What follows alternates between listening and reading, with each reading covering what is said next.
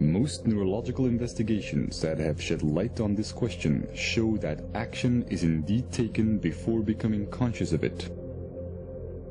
But a deterministic point of view is based on an erroneous concept of time, as is illustrated by the mathematical probability descriptions in quantum mechanics.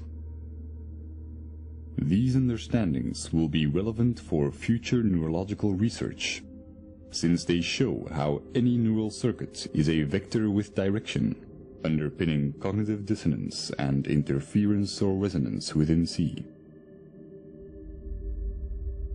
The ability to understand and consciously alter these directions, acquired through billions of years of evolution, confirms how important our belief systems are in expanding our awareness, and how they affect our working memory, which is responsible for the extent to which we can make connections and for the neural processes that create meaning.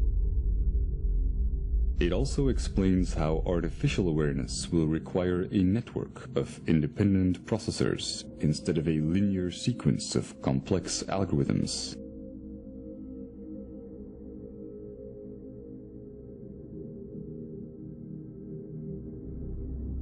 Athene's grand unification is one solution that unifies quantum physics and Einstein's theory of relativity.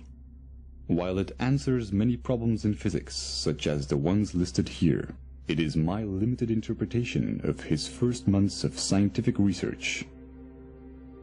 Whatever the outcome, it is clear that we have entered an era where science is open to everyone. And if we can preserve unfiltered access to a neutral internet, we can test the validity of our ideas. We can enhance our imagination by making new correlations, and we can be part of the evolution of our understandings of the universe and of the mind.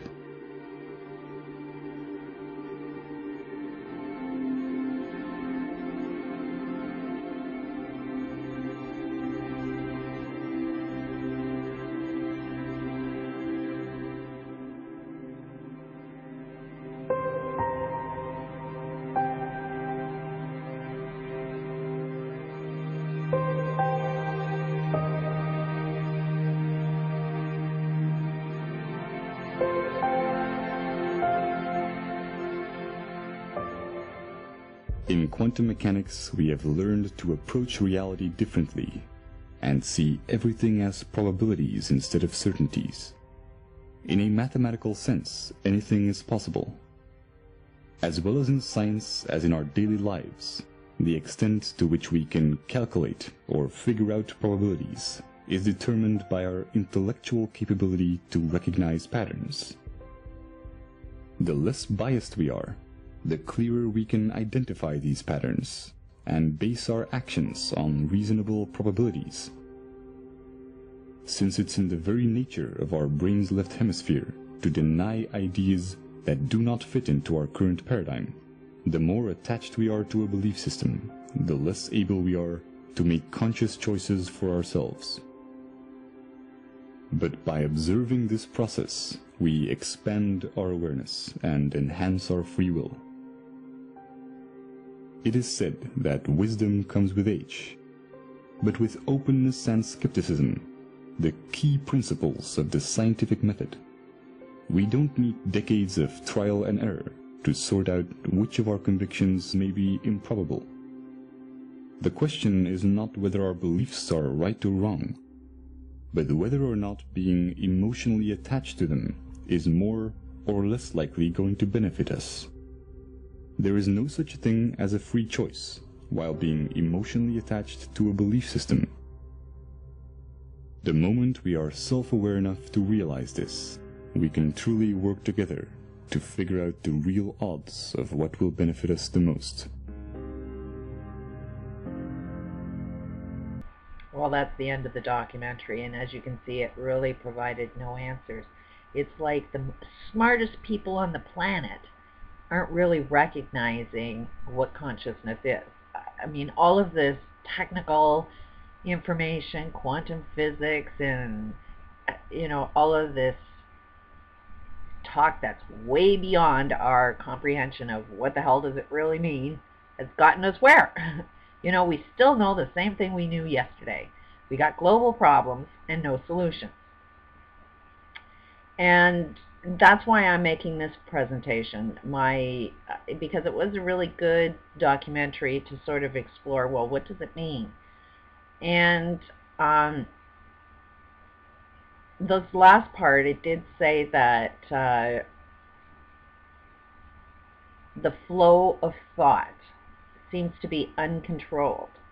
And yet if we can control our thoughts, we can control our outcome. The problem is what's the friggin' outcome? Let me suggest world peace. That every single person on this planet right now is dying. Every single one of us has a death wish, and we are not consciously aware of what's actually killing us. You may think it's these elites that, but it is. The smartest people on the planet think they got a good idea. But your good idea isn't quite a good idea. Look at how smart and intelligent this documentary is, and they're still saying, we know shit. Stephen Hawking is a great one, a masterful mind that is exploring black holes. Why? Why is the man crippled in a chair studying black holes? And if you listen to some of his talks, his interviews, he'd say that if I wasn't so crippled, I wouldn't be able to spend so much time studying all the stuff that I study. And yet he's done no self-study. He's studying everything outside his world, but hasn't bothered to look at what's inside me. Why do I have this illness? This illness is my black hole. Why is it I'm sick? What's causing my illness? Every single thing on this planet is causal. And the world is friggin' self-destructing, and it all has a cause.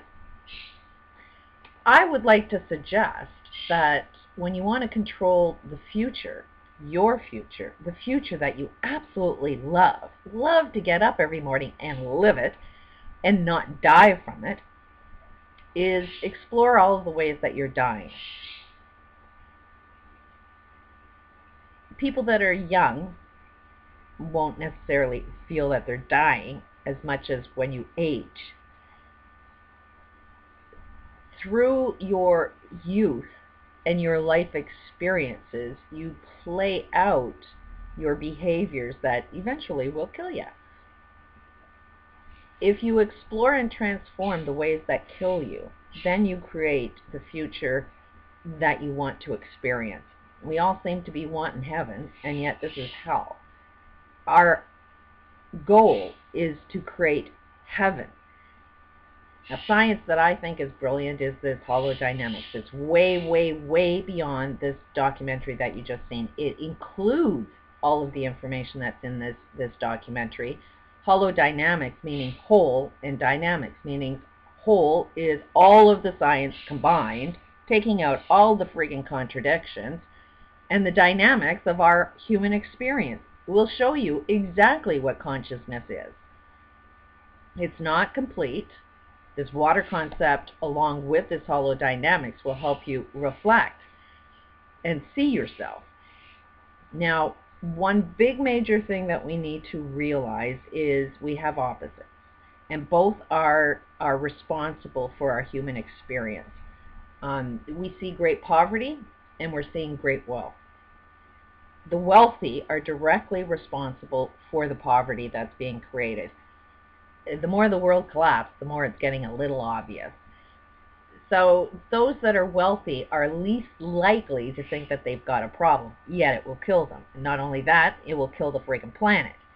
They are basically psychopaths, and you can't change their belief system.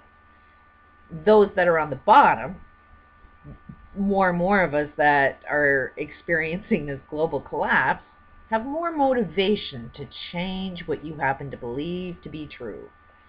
And it's that self-discovery of self, using this concept of holodynamics and this bottled water concept, you will find your full potential. And your full potential is not to be controlled by leaders. Be your own leader. Control your own destiny.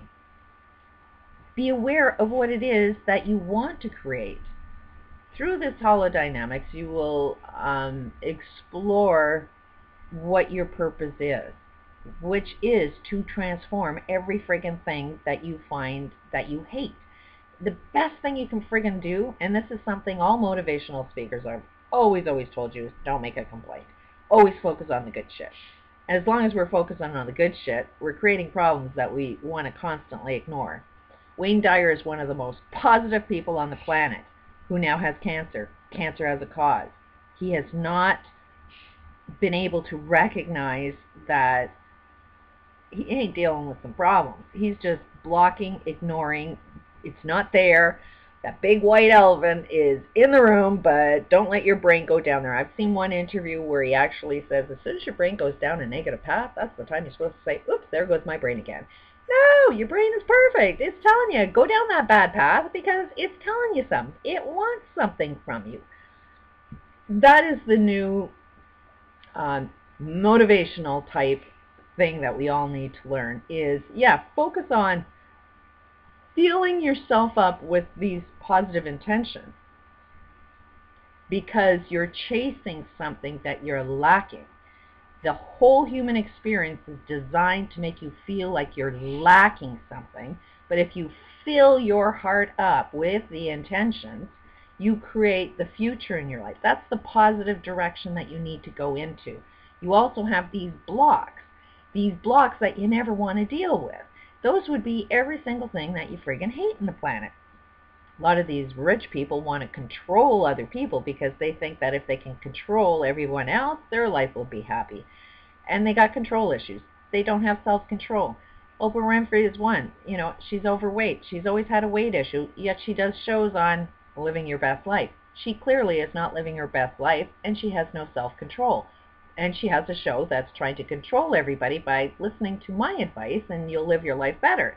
And yet she's not a good example of living her life better. She's also extremely friggin' wealthy, and she's the cause of a lot of poverty that she hasn't connected the dots yet.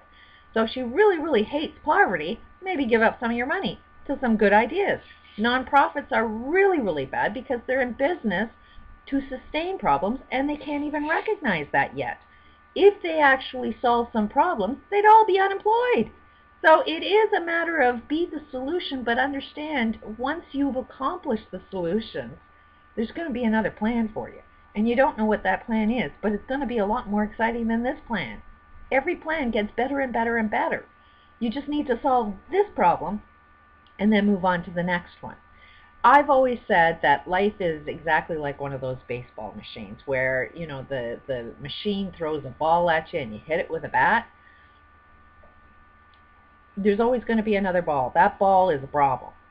And you can sit there and get hit by that ball, you know, and it'll freaking hurt. It'll cause you pain. Every single life experience seems to be a lot of problems. But, you know, it's like pick up that bat and start dealing with every problem as it comes. Transform every problem. Pick up that bat and start playing the game. Life is just a game that you need to enjoy, not suffer from. And you know, playing baseball, it's fun to be able to hit that bat or hit that ball. When you get a problem thrown at you, solve the problem as instantly as it shows up. It's there for a reason. It's your guide that will show you exactly what you need to do. Make a list of every single one of your complaints. On the opposite side, what would be the solution to that? Don't ever make a complaint unless you can make a solution. That's the rule I live by. You got no business making any complaints unless you know the solution to it. In order for you to see something is wrong means you know damn well what is right. So if you have your list of everything that's wrong, and on the other side you have a list of, well, I'd rather see this than that, then that's your life purpose, is to create that. But it's not push your will on somebody else. It's push your own will on your own self. It is all about self-control of thought. Not let your DNA control your thoughts, but you control your DNA. Now, could be wrong about an awful lot of this shit, but I dare to open up the discussion or the debate. Prove where I'm wrong. that has been something that I've been looking forward to. That's probably why I've attracted this documentary. I think there's some brilliant, brilliant minds out there that have opened up a forum for this discussion. So let the discussion begin. Prove me wrong. It's all about living, not dying. Peace out.